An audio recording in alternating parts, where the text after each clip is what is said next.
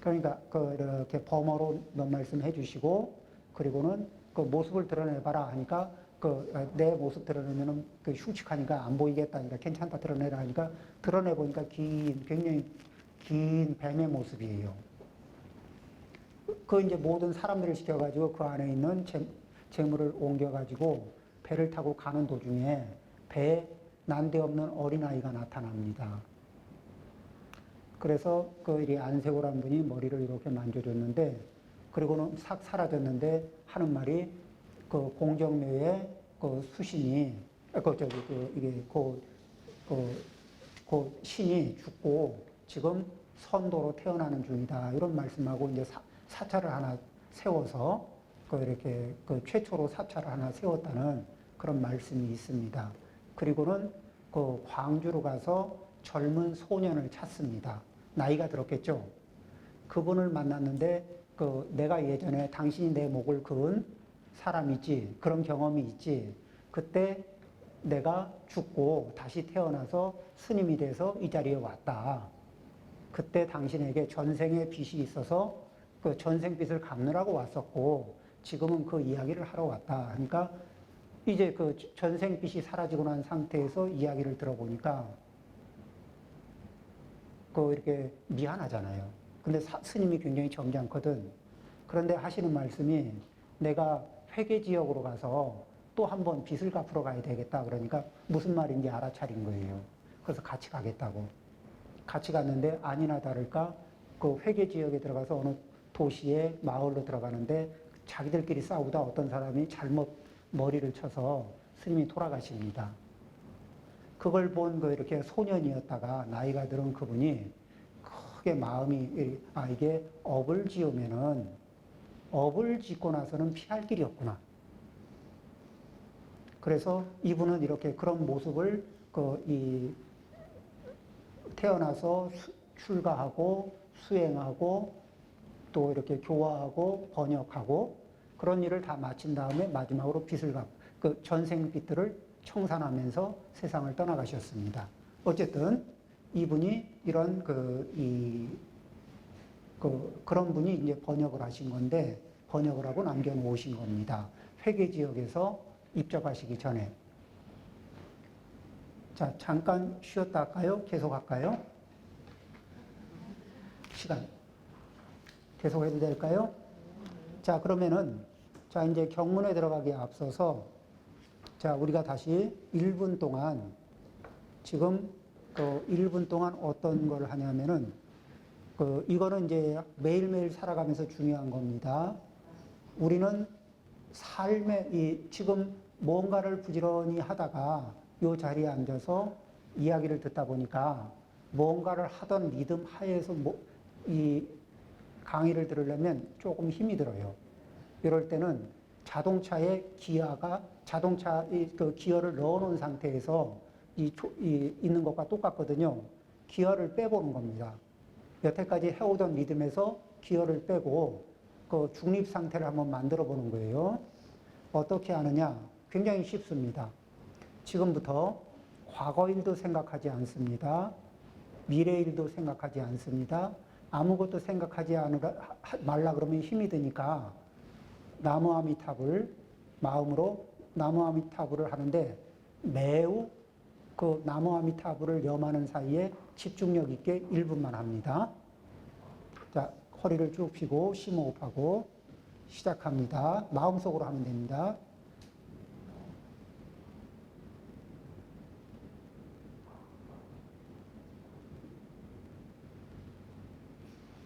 예, 시작하겠습니다.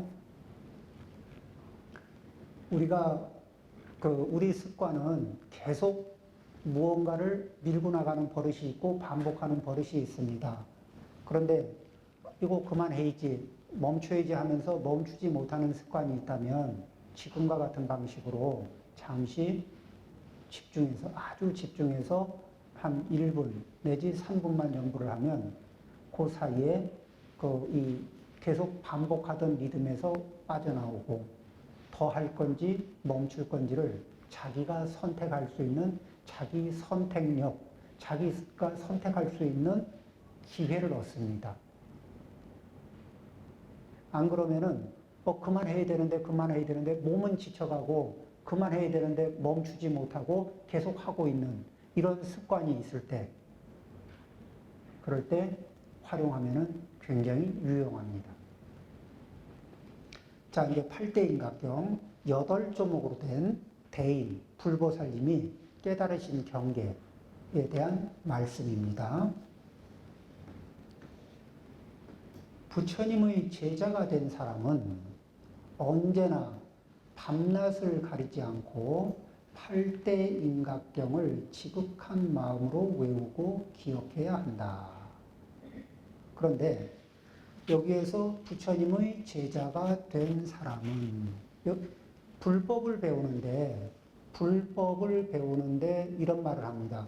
우리는 불교학을 배울 것이냐, 불학을 할 것이냐. 그러면 불교학이란 무엇이고 불학이란 무엇이냐? 그러면은 불교학이라는 것은 불교에 대한 교양을 늘리는 겁니다. 어느 경전에는 이런 말씀을 했고, 불교의 역사에는 이런 게 있고, 또 불교의 건축에는 이러저런 것이 있고, 이런 것들은 이제 불교학의 영역입니다. 그러면은 불학은 뭐냐면 부처님을 배우는 일입니다. 부처님을 배우는 일은 부처님의 신구의 삼업을 따라 배우는 것인데, 부처님의 신구의 삼업이 자연스럽게 이루어집니다. 우리의 행동이 나한테는, 저의 행동이 저한테는 자연스럽게 이루어지듯이 깨달음의 경지에서 부처님은 몸이나 마음이나 말씨나 이런 것들이 아주 자연스럽게 작동을 합니다. 그런데 그 부처님의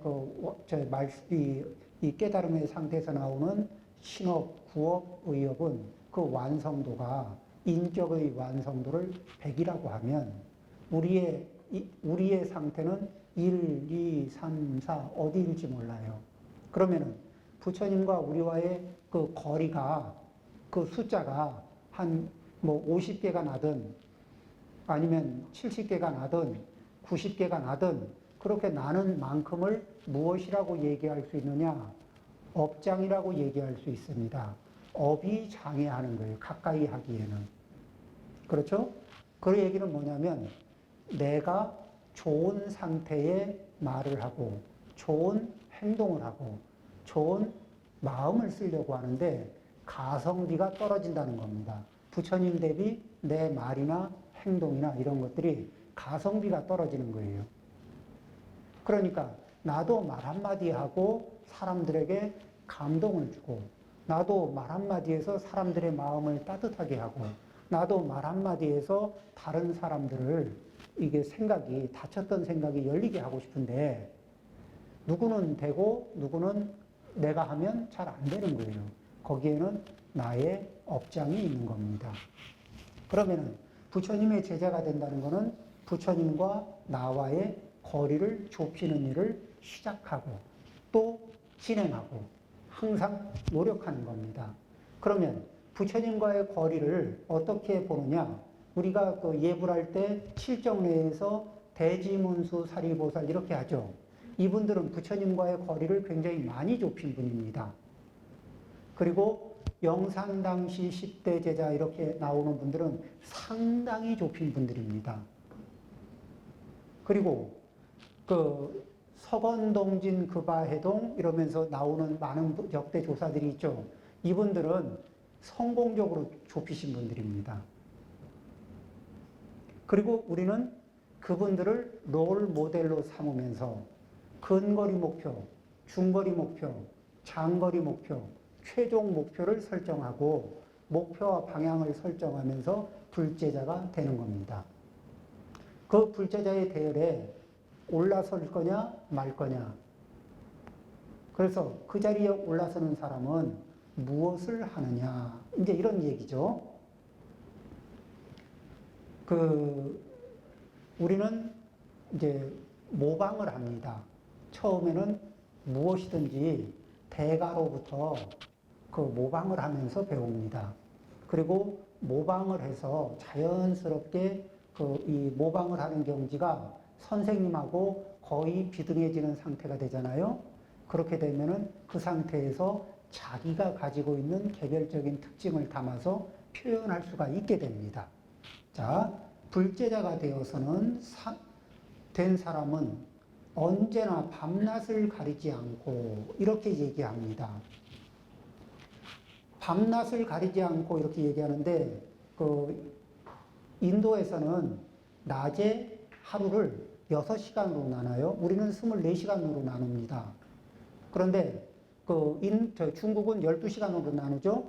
자시, 축시, 자축임에서 보통 12시간으로 나눠요. 그럼 이게 어떤 차이를 내느냐? 여기 이제 보통 아침 6시에서부터 10시까지를 1시간, 10시에서 2시까지를 두 번째 시간, 2시에서 6시까지를 세 번째 시간, 그리고 그걸 주 1분, 주 2분, 주 3분, 주간과 야간, 주간의 첫 번째 부분, 두 번째 부분, 세 번째 부분 이렇게 얘기합니다. 그러면 밤에도 야 1분, 야 2분, 야 3분 이렇게 얘기하겠죠. 총 6시간인데 지금 우리는 강의를 할 때 보통 어느 정도를 하냐면은 2시간 정도를 하면 많이 한다고 생각합니다. 우리가 2시간 정도 들으면 많이 들어요. 그런데 그리고 그 정도면 만족합니다. 그러면 남방에서는 어떻게 하느냐? 거기에는 이 하루 6시간 개념을 많이 씁니다. 그러면은 그 사람들은 적어도 4시간에서 8시간 강의를 듣습니다. 그걸 상식으로 봐요. 그냥 한번 강의 시작하면 4시간 합니다. 우리는 한번 강의 시작하면 1시간 하죠. 이게 뭐냐면은 기본 설정 시간입니다. 내가 상식적으로 한 텀이라고 설정한 시간이 그 공동체에서 한 텀을 설정하잖아요. 그러면은 그 설정해 놓은 그 텀이 내 인내력의 길입니다. 우리 공통의 인내력의 길이에요. 저도 서울에서 부산까지 기차표를 타고 예전에 통일호 기차표를 끊어가지고 좌석을 끊으려는데 없었어요. 그래서 입석을 끊었습니다. 그리고 서울에서 부산까지 왕복을 하는데 굉장히 힘들었던 기억이 있습니다. 고생을 했죠. 제가 96년도에서 7년도 사이에 인도를 여행을 했습니다. 한 1년 반 다녔습니다. 인도뿐만 아니라 여러 나라를 다녔는데 그때 이란에 갔다 왔다고 하는 기간도 그때 포함됩니다. 그때 그 마두라스라는 곳에서 잠무까지, 그러니까 남인도에서 북인도 델리보다 더 북쪽까지 기차를 타고 한 번에 갔는데 64시간이 걸렸습니다. 기차 안에서 먹고 자면서 계속 올라갔죠. 그 경험이 한 번 있고 나서 그 다음에 어느 지역을 다시 또 여행하다 다른 기차역에 가서 물어봤습니다. 어느 지점까지 가는 기차가 표가 있느냐 하니까 좌석은 없고 입석만 있답니다. 얼마 걸리냐 그러니까 5시간 걸린답니다. 5시간 아무것도 아니군. 주세요. 실제로 별로 힘들지 않게 5시간짜리 인도 입석 기차를 끊고 여행을 했습니다. 그리고는 생각을 해봤죠. 내가 체력이 더 좋아진 것도 아니고 인내력이 더 좋아진 것도 아닌데 어떻게 한국에서는 서울에서 부산까지 인도의 기차보다 환경이 훨씬 깨끗하고 좋은데 그럼에도 불구하고 너무너무 힘들어서 고생을 했고 여기에서는 환경도 안 좋은 데서 이 긴 시간을 별거 아니라는 느낌으로 여행을 할 수 있었을까? 그런데 이게 기본 설정의 차이였던 겁니다. 우리는 자기도 모르게 기본 설정 기간을 정해놓고 삽니다. 그러니까 그 부분이 넘으면은 몹시 힘들어져요. 1시간을 설정했는데 1시간 5분이 되면은 1시간까지는 그런저런 가는데 1시간 5분, 10분은 그 5분, 10분이 지나온 1시간보다 힘들 때도 있습니다. 기본 설정을 넘었으면은 인내력이 바닥을 치게 돼 있습니다. 이렇게 우리는 속고 있습니다. 우리의 능력의 한계, 역량의 한계가 아니라 설정의 한계 때문에 우리는 너무도 자주 한계에 부딪히고 산다는 거죠.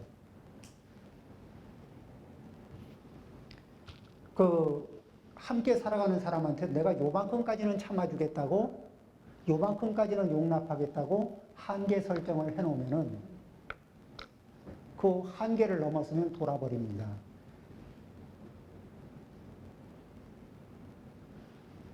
인내력이 부족해서가 아니에요. 자, 그 다음에 그러면은